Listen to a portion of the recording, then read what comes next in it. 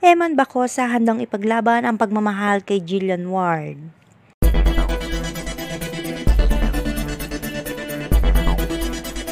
Kumalat sa social media ang usap-usapan tungkol sa umunoy namumuong pagtitinginan nina Eman Bacosa at Jillian Ward. Nagsimula lamang ito sa isang simpleng pagkikita sa isang event. Ngunit mabilis itong naging mainit na paksa ng mga netizen lalong-lalo na sa social media.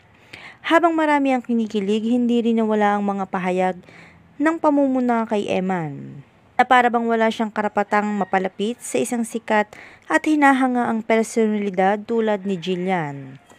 Dito nagsimula ang pagsubok para kay Eman.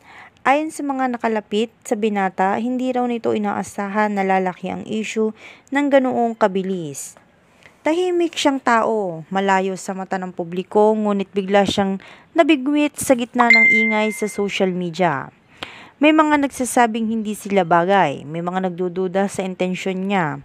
Mayroon pang mga nagpapakalat ng tsismis na ikinaapekto ng damdamin ng binata. Ngunit sa kabila ng lahat ng ito, isa lang ang malinaw kay Eman. Hindi niya bibitawan si Jillian.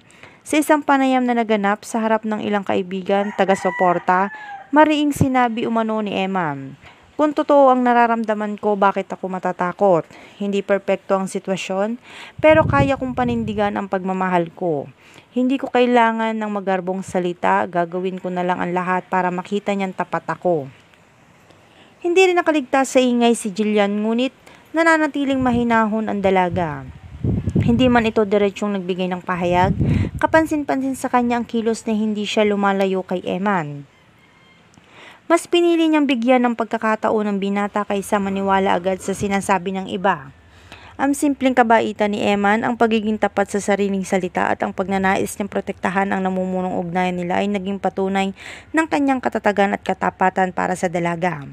Hindi niya sinagot ang mga bashers, sa halip hinayaan niyang ang mga gawa niya ang magsalita. At habang lumilipas ang mga araw, mas dumarami ang nakakakita na ang kanilang ugnayan, totoo man o hindi, ay may respeto at pag-unawa at pagkalinga sa isa't isa. Handang humarap sa krististamo, handang pakinggan ang katotohanan, handang ipaglaban ang pagmamahal na pinaniniwalaan niyang totoo, ani ni Jillian. Ito lang daw ang magpapatunay sa kanya na kahit anuman daw ang paninira sa social media ay mas paniniwalaan pa rin daw niya kung ano ang nakikita niya at kung ano ipinapakita sa kanya ng taong nagmamahal sa kanya.